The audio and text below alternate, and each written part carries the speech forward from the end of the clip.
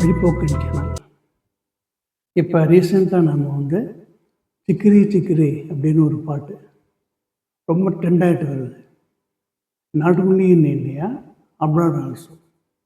Globally it is very vibe ஆகிட்டு இருக்கு. இது வந்து இசையின் மகிமை. மனதை வந்து கட்டுப்படுத்தும் வலிமை கொண்டது இந்த இசை. சரிங்களா? இந்த இசை என்றால் என்ன? மனிதர்களின் உணர்ச்சிகளுக்கு வடிகாலாக அமைவது மொழி, வார்த்தைகள். அதே போல மனிதர்களின் எண்ணங்களுக்கும் உணர்ச்சிகளுக்கும் சேர்த்து வடிகாலாக அமைவது இசை. சரி, இசைன்னா என்ன?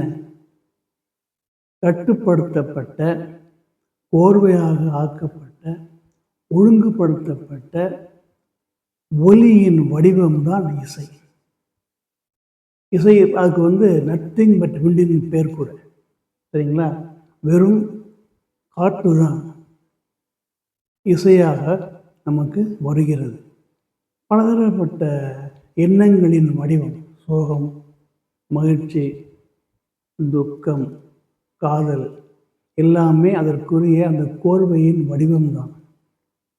இப்படித்தான் ரீரெக்கார்டிங் பண்ணுறாங்க. சரிங்களா? இப்போ இந்த மாதிரி ஒரு பாட்டு வந்து rocking the nation. It happened very many times. 1969 70 வாக்கில் வந்த படம் வந்து ஆராதனா. அந்த ஆராதனா வந்து ரூப் தேரா மஸ்தானா, பியாரு மேரா தீவானா அப்படின்னு வந்து ரொம்ப ஃபேமஸான பாட்டு. கிஷோர் குமாருக்கு வந்து ரொம்பவும் வந்து ஃபேமஸான பேர் கொடுத்த ஒரு பாட்டு. ஆடி பர்மன் மியூசிக்கு. அஜேஷ் கண்ணாவுக்கு வந்து முதல் படம். அந்த பாட்டு மூலமாக அவர் அவ்வளோ ஃபேமஸ் ஆனார். அந்த பாட்டு நிறைய பாட்டெலாம் இருக்குது அந்த படத்தில். ஆனாலும் இந்த ரூப்பு தேரா மஸ்தானா பாட்டு வந்து ரொம்ப ஃபேமஸ். ஆராதனா. சரிங்களா? அடுத்தது வந்து ஷோலே வந்தது. ஷோலே வந்து 73 நினைக்கிறேன். ஷோலே. இந்த ஷோலே வந்து அந்த காலத்திலே வந்து ஒரு பிக் பட்ஜெட் ஃபிலிம். ஒரு 4 கோடி போட்டு எடுத்துருக்காங்க அந்த படத்தை. 4 கோடிங்கிறது வந்து ரொம்ப பெரிய அமௌண்ட்டு அந்த காலத்தில். அப்போ எடுத்துகிட்டு ரிலீஸ் பண்ண உடனேயே இந்த படம் வந்து declared A flop. Hindi film industry declared this Sholay film is a flop. ஆனால் இந்த படத்தை வந்து ஃபாரினில், அரப், பர்டிகுலர்லி அரப் நேஷன்ஸ் அதை பார்த்தவங்க அதில் வந்து ஒரு பாட்டு மெஹபூபா மெஹபூபான்னு இருக்கா. அந்த ஒரு பாட்டு வந்து ரொம்ப ஃபேமஸ் ஆகி அது வந்து மறுபடியும் வந்து பேக்லாக் மாதிரி வந்து உங்களுக்கு வந்து இந்தியாவுக்கு வந்து பேர் வாங்கி எல்லாரும் இந்த படத்தை பார்க்க ஆரம்பித்தாங்க. இந்த மெஹபூபா பாட்டு ஃபேமஸ் ஆனதுனால படத்தை பார்த்த உடனே அந்த படம் வந்து எல்லாம் பிடிச்சி போச்சு எல்லாத்துக்கும். ஏன் அப்படின்னா அந்த படத்தில் வந்து தன்னோட குடும்பத்தை கொலை பண்ணின ஒரு கொள்ளைக்காரனை ஒரு ஜெயிலர் வந்து 2 பேரை வச்சு, ரவுடிங்களை வச்சு பழி வாங்குறாரு. ஷோலே அப்படின்னா ஜுவாலை, நெருப்பு. தன்னோட குடும்பத்தை பழி வாங்கின அந்த பொண்ணை, அந்த அந்த கொள்ளைக்காரனை பழி வாங்கணுங்கிற அந்த ஒரு நெருப்பு எரிஞ்சிட்டு இருந்திருக்குன்னு அந்த படத்தோட கதை. அது வந்து மெஹபூபாங்கிற பாட்டு மூலமாக தான் ஃபேமஸ் ஆச்சு. அதுக்கப்புறம் வந்து யாதோக்கி பாராத்து, அப்புறம் வந்து உங்களுக்கு வந்து இந்த ஹீரோன்னு ஒரு படம், ஜாக்கி ஷெராப் நடித்த படம் ஹீரோ. இதெல்லாம் வந்து தமிழ்நாட்டில் ரொம்ப ஃபேமஸாக ஓடின படங்கள். இதுக்கப்புறம் வந்து தமிழ்லேயே வந்து உங்களுக்கு வந்து அடிமை பெண் படம், எம்ஜிஆரோட படம் வந்து அதில் எஸ்பிபி வந்து பாட்டு பாடியிருப்பார். 1000 நிலவேவா. என்ன பிரமாதமான பாட்டு, என்ன பிரமாதமான லொக்கேஷன். ஜெய்ப்பூர் அரண்மனை, யாருக்குமே அனுமதி கிடைக்காத அந்த ஜெய்ப்பூர் அரண்மனையில் எம்ஜிஆர் போய் படமாக்குனார் அந்த பாட்டை. பிரமாதமான ஒரு லொக்கேஷன், பிரமாதமான ஒரு பாட்டு.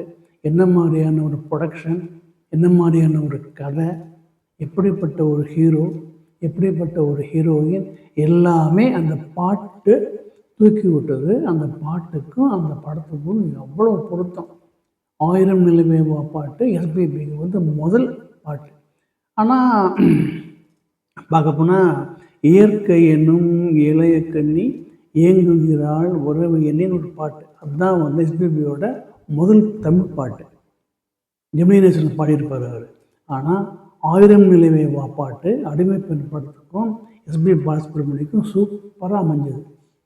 SPB has never looked back from that. அவ்வளோ பிரமாதமான ஒரு பாட்டு. அது இன்றைக்கும் வந்து பார்த்துட்டே இருக்கலாம். இதுக்கு அப்புறம் வந்தவர் தான் வந்து ஒரு ஜாம்பவான் தமிழ் சினிமாவில் இளையராஜா. இந்த இளையராஜா வந்து அன்னக்கிளிங்கிற படத்தில் போட்ட ஒரு பாட்டு வந்து மச்சான பார்த்தீங்களா, ஞாபகம் இருக்கா? இந்த மச்சான பார்த்தீங்களா பாட்டு அவ்வளோ ஃபேமஸ்ஸு. தமிழ்நாட்டில் நடந்த எல்லா கல்யாண வீட்டில் பந்தல்லையும் இந்த பாட்டு போடலன்னா கல்யாணம் நின்று போயிடும். அந்த ஒரு அந்த ஒரு இது தட்டு அவங்கள்ட்ட இருக்கணும்.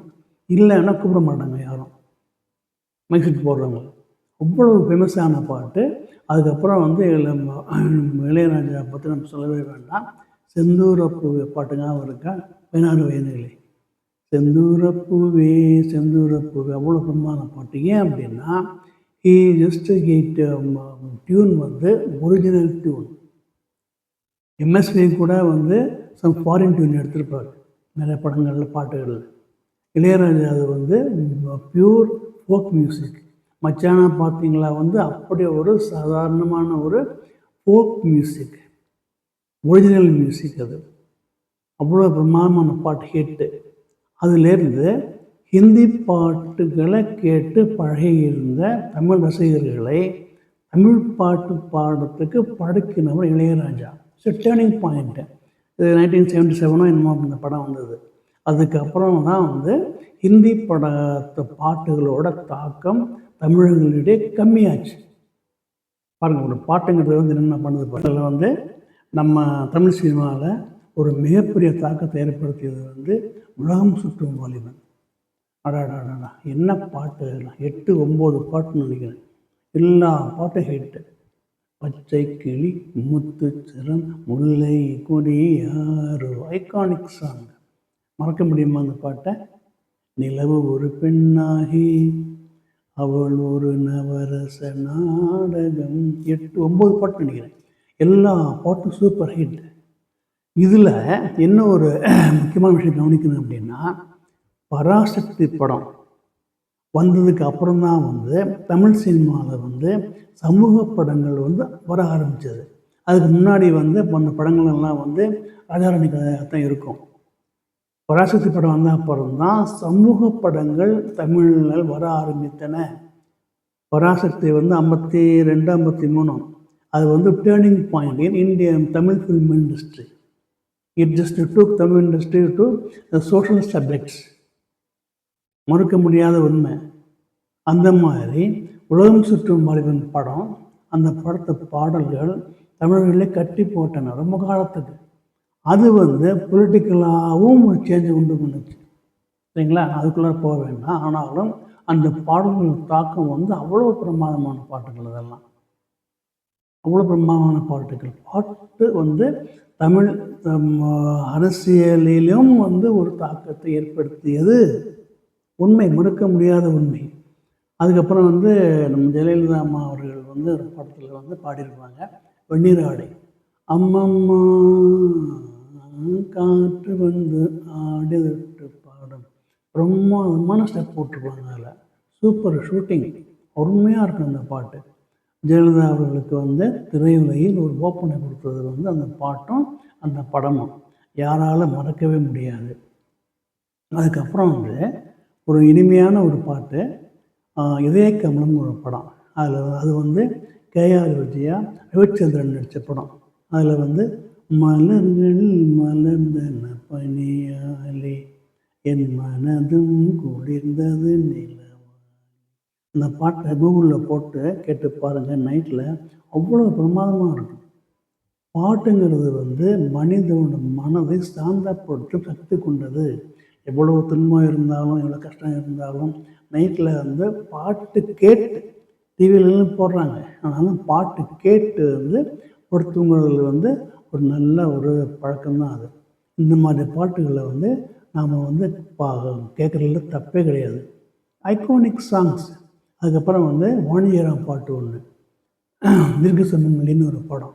அதில் வந்து மல்லிகை என் மண் மயங்கும் பொன்னான மலரல்லவோ, அந்த பாட்டு என்ன பிரமாதமான ஒரு மியூசிக் தெரியுமா அது. அவ்வளோ அருமையாக பாடியிருப்பாங்க. வாணிஜராம் அவர்களோட வந்து லேண்ட்மார்க் சாங் அது. அவ்வளோ பிரமாதமான ஒரு பாட்டு அது. அந்த பாட்டு வந்து கேட்டு பாருங்கள், யாராலும் மறக்கவே முடியாது.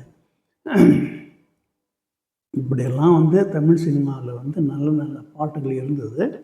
அப்புறமா வந்தது வந்து ஒரு பாட்டு ஒன்று, தீ பிடிக்க தீ பிடிக்க கட்டி பிடிடா அப்படின்னு ஒரு பாட்டு வந்து இது இந்த லைட் மியூசிக்கே போயிடுச்சு. ஆனால் அதுவும் ஒரு மியூசிக் தான். அதுக்கப்புறம் வந்து இந்த மியூசிக் ட்ரெண்ட் மாறிடுச்சு. அந்த மாதிரி லைட் மியூசிக்கு போடல, ஆனாலும் அந்த லைட் மியூசிக் அந்த போட்ட அந்த பாட்டுகள் இன்னும் இருக்கின்றன. நாம் வந்து அழகாக நாம் வந்து அவற்றையெல்லாம் பார்க்கலாம். மனதை வந்து சாந்தப்படுத்தி கொள்ளலாம், தப்பே கிடையாது. இப்போ வந்து சிக்கிரி சிக்கிரி பாட்டு வந்து அப்படித்தான், குளோபல் ட்ரெண்ட் அது. ஆனால் பார்த்தீங்கன்னா சிக்கிரி அப்படின்னா காப்பி தூளில் போடுற புளியாங்கொட்டை தோல் சிக்கிரி. அது வந்து இசையாக மாறி rocking the nation and the Globe as well.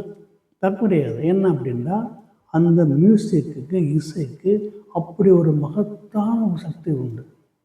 மனிதனோட மனதை சாந்தப்படுத்தும், கவலைகளை மறக்கச் செய்யும். நைட்டில் எவ்வளவு வந்து துன்பம் இருந்தாலும், கஷ்டம் இருந்தாலும், சண்டை சச்சரவு இருந்தாலும் இந்த மாதிரி வந்து பழைய பாட்டை புது பாட்டு ஏதோ ஒன்று பாட்டை கேட்டுட்டு டிவியில் பார்க்கலாம்.